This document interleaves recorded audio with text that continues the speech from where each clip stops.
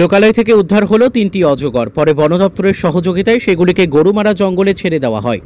উদ্ধার কাজে অংশ নেয় পরিবেশপ্রেমী সংগঠন পিপিএস এর সদস্যরা। স্থানীয় সূত্রে জানা গিয়েছে, এদিন সকালে ময়নাগুড়ি ব্লকের বৈলবাড়ি পর্বনপাড়া এলাকার এক বাঁশঝাড় থেকে প্রথমে একটি অজগর উদ্ধার করা হয়। এরপর কাছাকাছি এলাকা থেকেই আরও 2টি অজগর ধরা পড়ে। বন দপ্তরের লাটাগুড়ি রেঞ্জের রেঞ্জার সঞ্জয় দত্তের উপস্থিতিতে অজগর 3টিকে জঙ্গলে ছেড়ে দেওয়া হয়।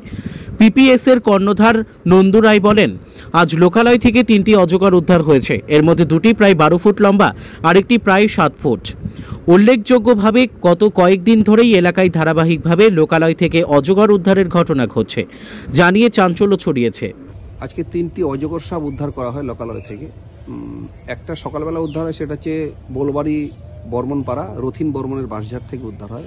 বাকি 2টো আবার লোকালয়ে পাশাপাশি এলাকা থেকে উদ্ধার করা হয়। তো সাপগুলো একটু বড়ই ছিল। 2টো সাপ ছিল 12 ফিটের উপরে এবং একটা সাপ ছিল 7 ফিট। এই 3টি সাপকে এনআইসিতে নেওয়া হয়। সেখানে শারীরিক পরীক্ষার পরে লাটাগুড়ি রেঞ্জ অফিসার মাননীয় সঞ্জয় দত্ত মহাশয় তিনি উপস্থিত থেকে এই সাপগুলোকে গরুমারা জঙ্গলে ছেড়ে দেন। পুজোর আগে স্বনির্ভরতার পথে প্রথম পদক্ষেপ নিন।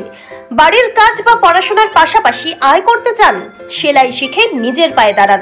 ড্রয়িং সহ কাটিং সেলাই শিখুন সহজ পদ্ধতিতে, অল্প খরচে ও কম সময়ে। আজই ভর্তি হন দীপা সেলাই সেন্টারে। প্রশিক্ষণের শেষে পাবেন সার্টিফিকেট। ঠিকানা ডাউকিমারি রামভোলার মাঠ এবং কালীরহাট বিদ্যালয় পাড়া।